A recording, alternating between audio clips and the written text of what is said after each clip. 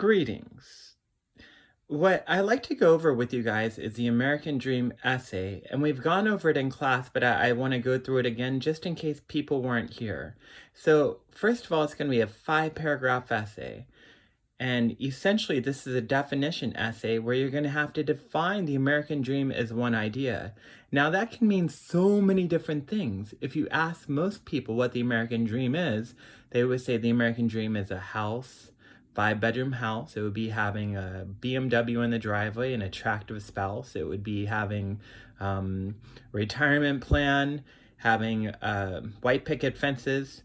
And if you listen to all the things we just said, it's just too much. So the very first goal of this essay is to narrow this dream down to one thing.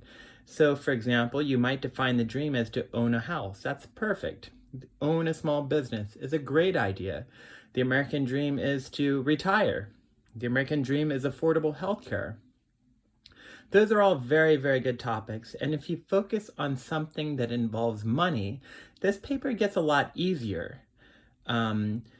Topics that you should try to avoid would be education, which makes the paper a bit challenging, but you can't say the American dream is to go to college or get a degree because we've already covered that essay. We've already talked about it in education. Another topic you can't do is immigration. And the last topic you can't cover in the paper is the American dreams to own a gun. Even though I love that topic, it just wouldn't work for this essay. So, goal number one is to define the American dream as something specific. I would avoid saying the American dream is happiness because that's just too hard to define. The American dream is success. I think that's really too hard to define as well because everybody has different definitions of that. So if you focus on something monetary, like the American dream is to own a house, the American dream is affordable rent, things like that, the paper gets so much easier for you. There's another angle you could take. You could say the American dream is for equality. You could say but I would make that specific. I would say the American dream is for equality for women. I like that topic a lot. Or the American dream is equality for African Americans. Great topic. Or for the LGBT community. Those are all very, very good topics for this paper. Another thing you could do is you could take a hobby that you're interested in. I know I brought up in class, I'm a writer, so what I might do is I might define this dream as being a writer. That's a great idea for this paper. Being a photographer, being a professional video game player. Those are all great topics for this paper. So once you've narrowed down your topic and defined it, what you're going to need to do is in paragraph 1, you're going to need an introduction. And we've talked a lot about what you'll need in an introduction in class. You would need a hook. And a hook is an attention grabber. You would need to start the essay with a question, a statistic, an anecdote, or a quote, something of that nature. And then you would need an overview of the who, what, when, where, and why of your paper. And lastly, you would need a thesis. And I'm going to present another video that goes over how to write a thesis for this paper later. Now, once we have the introduction down, we're going to have to get into paragraph 2. And in paragraph 2, we're going to define the dream as one idea. And I've already talked about that. Rather than focusing on several ideas of the American dream, you're going to have to say the American dream is one idea. And again, if you focus on something monetary, this paper becomes so much easier. And once you have that, you're going to have to show the history of that dream. Specifically, you're going to have to show American history with that dream. For example, if I said the American dream is to own a house, what I would have to do is show history of that dream. I might have to go back in time to early America when the Pilgrims settled here. And then I might talk about Abraham Lincoln and how he built a log cabin. And then I might go into the 1920s, how a lot of men built houses for their families. In the 1950s, we had more building codes, which made it almost impossible to build a house. You had to start buying houses. But if you listen to what I just did there, I showed a lot of history with home ownership. So I'm defining the American dream as home ownership, and then I'm showing the history of that dream. And then I would also, one other thing to add, I would probably show early history and more modern history. And all you're doing, you're not telling me what makes this dream possible or why it's hard to do today. You're just showing me that Americans have wanted this for a long, long time. And then once we get into paragraph 3, we're going to have to do this. We're going to have to address one reason for why this dream is possible or not possible. Now, I know that's tricky because I'm an optimist. I think all things are possible. So you don't have to say it's impossible. You could say it's challenging. However, what you're going to have to do here is you're going to have to give me a reason for why people could do it. So if I'm saying the American dream is to own a house, I might say that we can own a house today because interest rates are low. In fact, right now they're very low. So right now might be a great time to buy a house. But essentially that's what you'll be doing here. Give me one reason why it's possible to own a house. And then you would need research for that. So a body paragraph would have a topic sentence. The American dream of owning a house is easier today because interest rates are low. And then I might have to show statistics to show how low they are and elaborate on that research and provide summary transitions into the next paragraph. But essentially that's how we would build that paragraph, proving that the American dream is this idea, and then going to show why this dream is possible or not possible.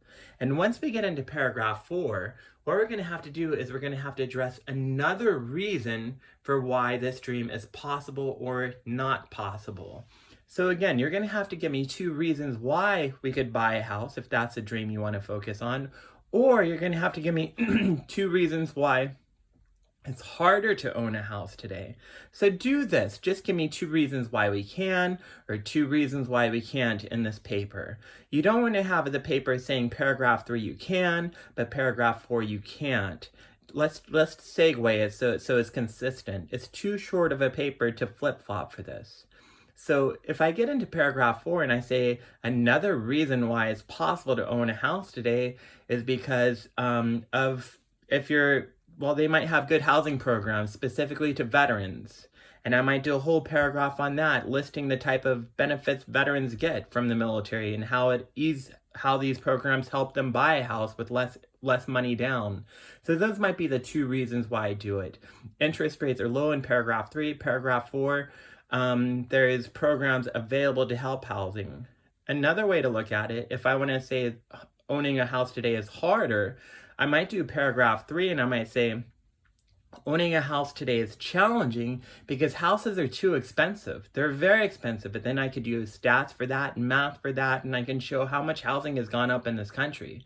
And then paragraph 4, I could provide another reason why it's hard to own a house today. For example, I could say you need 20% down, which is an awful lot for most people to afford. So I hope this makes sense. What you'll have to do is, again, define the dream in paragraph 2, and then paragraph 3 and 4 tell me why we can do it or why we can't. And then paragraph 5 will be the conclusion. And in the conclusion, you'll have to restate the main ideas of this paper, and you want to end with a closing statement. Why does your paper matter? And I'll take it through one more idea. Let's say the American dream is to be a writer. If I'm doing paragraph 2, I would say American history was written in our Constitution. Thomas Jefferson was a great writer. And Madison, they were incredible writers. Our country was drafted upon great writers. And I would go through the history of American writers. I would talk about maybe James Fenimore Cooper. I might talk about Willa Cather. I might talk about modern day writers like Stephen King, who's a famous American author. But I'd show the history of that. Now, if I'm getting into paragraph 3, I might say a reason why it's possible to be a writer today is because you can self-publish books, which makes it a whole lot easier. Or in paragraph 4, I could say it's another reason why it's possible is because you could market your book on social media. You don't need, a long time ago, you might have to go door to door to market your book, but it's so much easier if you have a lot of followers to market your craft. So these are the overall instructions for the paper. It's 5 paragraphs. It's a definition essay. If you look at the prompt, it'll also say this. You're going to need a total of 4 sources. Now, in paragraph 2, I'm going to need roughly 2 sources. And the reason why is because you're going to have research to show early history and newer history to show that this has been a dream for a long, long time. And then paragraph 3, you'll need research. You'll need a source there. And also in paragraph 4, you'll need a source.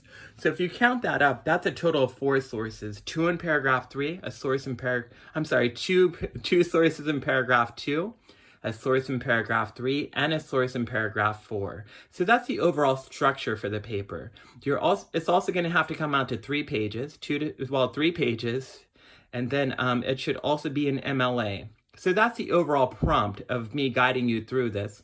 Well, I'm going to spend another video talking about how to do the thesis for this paper, and also how to craft paragraph 2. And I have a sample of paragraph 2 that I can put on Canvas. And if you have any questions on this, please contact me. My email is on Canvas. It's bpranowitz@yahoo.com. You'll find it one of the first things you'll see on the syllabus. Thank you.